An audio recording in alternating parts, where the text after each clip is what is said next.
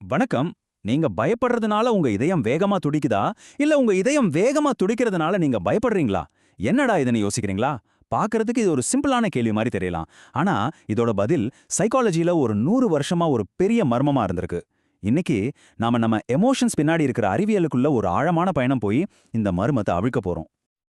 வாங்க இந்த முழு விவாதத்தையும் இந்த ஒரு வரியிலிருந்து ஆரம்பிக்கலாம். இந்த ஒரு வரி நாம எமோஷன்ஸ் பத்தி நினைச்சுக்கிட்டு இருந்த எல்லாத்தையும் தலைகீழா மாத்தி போட்டுச்சு.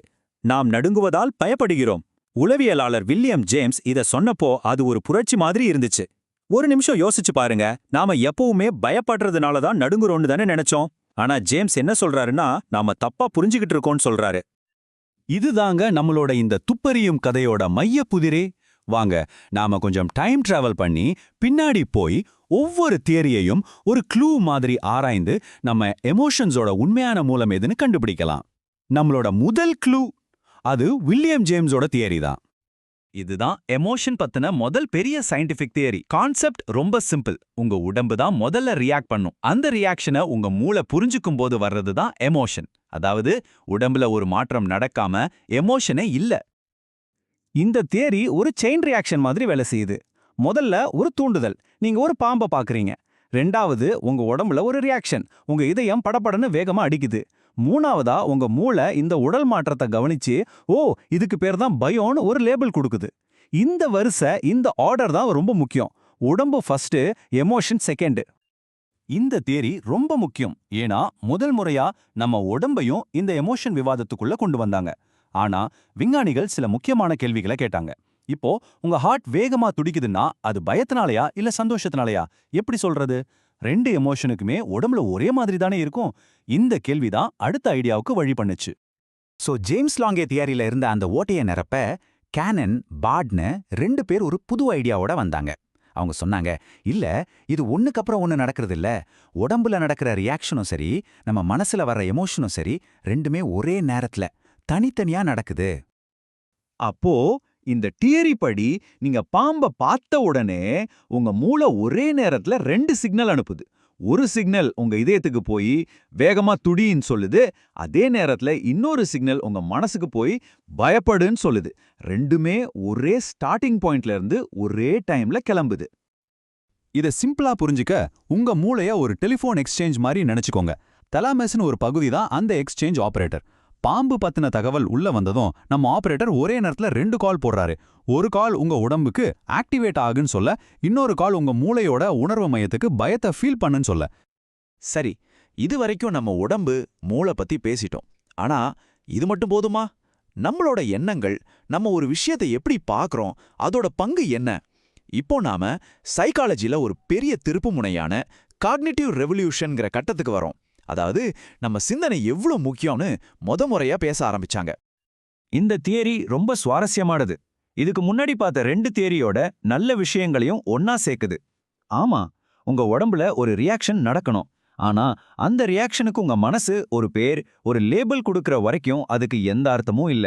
சிம்பிளா சொன்னா உங்க மனசு தான் அந்த ஃபீலிங்க்கு ஒரு ஸ்டோரிய சொல்லுது. இதுதாங்க இந்த தியரியோட ஹைலைட்டே. ஒரே மாதிரி உடம்புல ஒரு ஃபீலிங் வருது. அதாவது உங்க ஹார்ட் வேகமா துடிக்குதுன்னு வச்சுப்போம். ஆனா நீங்க இருக்கிற சூழ்நிலையை பொறுத்து அது 2 வேற வேற எமோஷனா மாறலாம். எப்படின்னா, நீங்க ஒரு இருட்டு சந்துல தனியா நடந்து போறீங்க, அப்போ ஹார்ட் வேகமா அடிச்சா அது பயம். அதே நீங்க ஒரு ரோலர் கோஸ்டர்ல போறீங்க, அப்போ ஹார்ட் வேகமா அடிச்சா அது த்ரில், சந்தோஷம். அப்போ பாருங்க, விஷயம் உங்க உடம்புல இல்ல, நீங்க அதுக்கு என்ன அர்த்தம் கொடுக்குறீங்கிறதுல தான் இருக்கு. ஆனா ரிச்சர்ட் லாசரஸ்னு ஒருத்தர் இதை இன்னும் ஒரு ஸ்டெப் முன்னாடி கொண்டு போனாரு. அவர் என்ன கேட்டார்னா, ஒரு நிமிஷம் நில்லுங்க, நம்ம உடம்புல வர்ற ஃபீலிங்க்கு ஒரு பேர் கொடுக்கறதுக்கு முன்னாடியே முதல்ல நாம இருக்கிற சூழ்நிலை நமக்கு நல்லதா கெட்டதா ஆபத்தானதா இல்லையான்னு நம்ம மனசு ஒரு ஜட்ஜ்மெண்ட் பண்ணுது இல்லையா? லாசரஸ் படி அந்த முதல் ஜட்ஜ்மெண்ட், அந்த உடனடி மதிப்பீடு தான் எல்லாத்துக்கும் ஆரம்ப புள்ளி. இப்போ அதே பாம்பு உதாரணத்தை லாசரஸ் தியரி வழியா பார்க்கலாம். நீங்க பாம்பை பாக்குறீங்க. இங்க ஃபர்ஸ்ட் ஸ்டெப் உங்க ஹார்ட் பீட் இல்ல. ஃபர்ஸ்ட் ஸ்டெப் உங்க மனசுக்குள்ள நடக்கிற ஒரு மதிப்பீடு. இது ஆபத்தானதா? உங்க மனசு ஆமான்னு சொன்னா அது பயங்கர எமோஷனை உருவாக்குது. அதுக்கப்புறம் தான் உங்க உடம்பு ரியாக்ட் பண்ண ஆரம்பிக்குது. இங்க பாத்தீங்கன்னா சிந்தனை தான் முதலிதம். காலம் போக போக சயின்ஸ் வளர வளர இந்த விவாதம் அடுத்த கட்டத்துக்கு போச்சு. சைக்காலஜிஸ்ட் மட்டும் இல்லாம நியூரோ சயின்டிஸ்டும் இதுக்குள்ள வந்தாங்க. இமோஷன்ஸ் வரும்போது நம்ம மூளைக்குள்ள உண்மையிலே என்ன நடக்குது, என்னென்ன கெமிக்கல்ஸ் வேலை செய்யுதுன்னு பார்க்க ஆரம்பிச்சாங்க.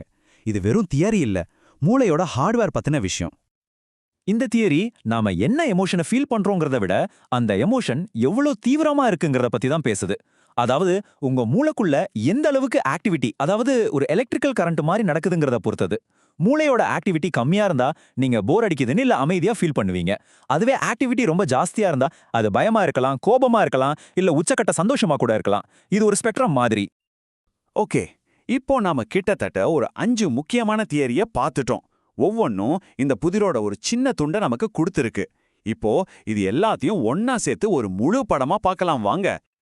அப்போ நம்ம துப்பறியும் கதையோட கடைசியில நம்ம என்ன கண்டுபிடிச்சிருக்கோம்? ஜேம்ஸ் லாங்கே நம்ம உடம்ப ஒரு முக்கியமான க்ளூவா சொன்னாங்க. கேனன் பாட் மூளை எப்படி ஒரே நேரத்துல 2 வேலை செய்யுதுன்னு கண்டுபிடிச்சாங்க.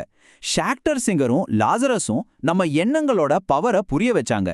கடைசியா லின்ஸ்லி இமோஷனோட தீவிரத்தை அளக்க ஒரு வழி சொன்னாரு. இதுல எதுவுமே தனித்தனியா முழுமையான பதில் இல்ல, ஆனா எல்லாத்தையும் ஒன்னா சேர்க்கும்போது அப்போ நாம தெரிஞ்சுக்க வேண்டிய முக்கியமான விஷயம் என்னன்னா, இதுல ஒரு தேரி ஜெயிச்சு மத்ததெல்லாம் தோத்து போச்சுன்னு இல்ல. உண்மை என்னன்னா, நம்மளோட எமோஷன்ங்கிறதே நம்ம உடம்பு, நம்ம மூளை, அப்புறம் நம்ம எண்ணங்கள், இது 3 சேர்ந்து ஆடுற ஒரு சிக்கலான நடனம் மாதிரி. இது எல்லாம் ஒன்னா சேர்ந்து வேலை செய்யும்போது தான் நாம ஒவ்வொரு நிமிஷமும் அனுபவிக்கிற இந்த விதவிதமான ஆழமான உணர்ச்சிகள் உருவாகுது. இப்போ உங்களுக்கு எல்லா தியரியும் தெரியும். அதனால அடுத்த தடவை உங்க ஹார்ட் படபடன்னு அடிக்கும்போது ஒரு நிமிஷம் யோசிச்சு பாருங்க. இது உங்க உடம்பு அனுப்புற சிக்னலா, இல்ல உங்க மூளை ஒரே நேரத்துல 2 வேலை செய்யுதா, இல்ல உங்க மனசு இந்த படபடப்புக்கு ஒரு கதை சொல்லுதா? இப்போ இதை யோசிக்கிறதுக்கான டூல்ஸ் உங்ககிட்ட இருக்கு, கவனிச்சு பாருங்க.